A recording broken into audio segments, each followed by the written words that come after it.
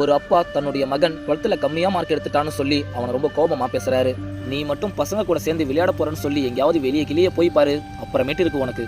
அப்போ திடீர்னு அந்த பையனுடைய நண்பன் வீட்டுக்கு வரான். அப்போ அவங்க அப்பா அவனுடைய நண்பனை முறைச்சி பார்க்குறாரு. டேய், நீ எத்தனை மார்க்கடா எடுத்திருக்க அப்படின்னு கேட்க, அவனும் நான் 600க்கு 550 மார்க் எடுத்திருக்கேன்னு சொல்கிறான். இதை கேட்ட அவரும், நீங்கள் தான் என் பையனை விளையாட கூட்டிகிட்டு போகிறீங்க, ஆனால் நீங்களாம் நல்ல மார்க் எடுத்துடுறீங்க, கடைசியில் இவன் மட்டும் கம்மியாக மார்க் எடுத்துடுறான், இந்த விளையாட்டு புத்தியால் தான் அவனுடைய மார்க் கம்மியாயிடுச்சு, இதுக்கப்புறம் அவன் விளையாட வரமாட்டான் அப்படின்னு சொல்கிறாரு. அதுக்கு அவனும், அங்கிள், அவன் விளையாட்டு புத்தியால் மார்க் ஒன்றும் கம்மியாக எடுக்கலை, அவன் மார்க் கம்மியாக எடுத்ததுக்கு காரணமே நீங்கள் தான்னு சொல்கிறான். அவன் 10th நல்ல மார்க் எடுத்தான், இருந்தாலும் நீங்கள் அவன் ஆசைப்பட்ட குரூப்புக்காக படிக்க வச்சிங்க. எல்லாருமே சொல்கிறாங்க, இவ்வளோ மார்க் எடுத்ததுக்கு எதுக்காக அந்த குரூப்பில் சேரணும் அப்படின்னு சொல்லி அவனுக்கு பிடிக்காத குரூப்பில் தானே அவனை சேர்த்து விட்டீங்க. பிடிக்காத படிப்பை அவன் எவ்வளவு கஷ்டப்பட்டு படித்தாலும் அவன் மண்டைக்குள்ளே ஏறாது அங்கிள். என் பையன் நல்ல மார்க் எடுத்துட்டான், எல்லார்கிட்டையும் போயிட்டு அடுத்தது அவனை என்ன படிக்க வைக்கலான்னு கேட்குற நீங்கள், ஒரு தடவையா